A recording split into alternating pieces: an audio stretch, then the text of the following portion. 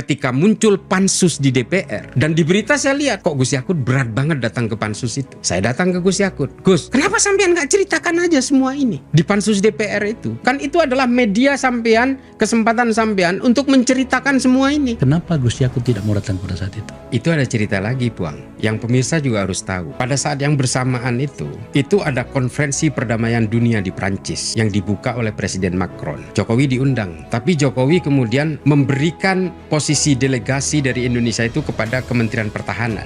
Karena ini berbicara tentang perdamaian dunia. Oh, artinya Pak Prabowo Pak dan Prabowo. harusnya. Oh, oke. Tahu nggak yang terjadi?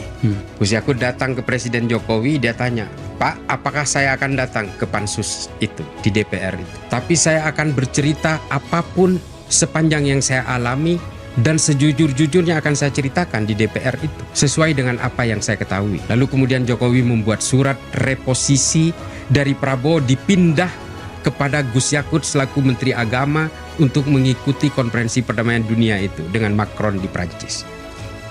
Kenapa seperti itu? Ya supaya Gus Yakut tidak datang ke pansus. Itu perintah Jokowi. Kenapa dia dilarang ke sana? Nobody knows. Gus Yakut juga nggak tahu apa alasannya.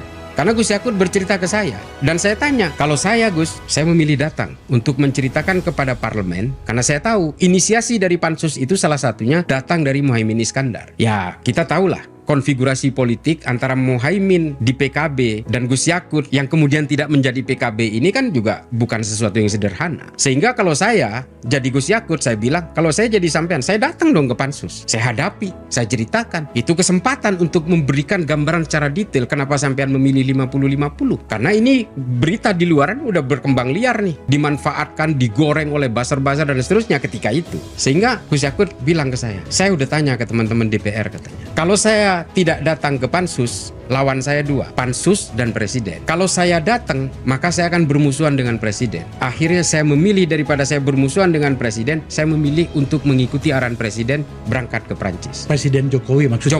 Jokowi.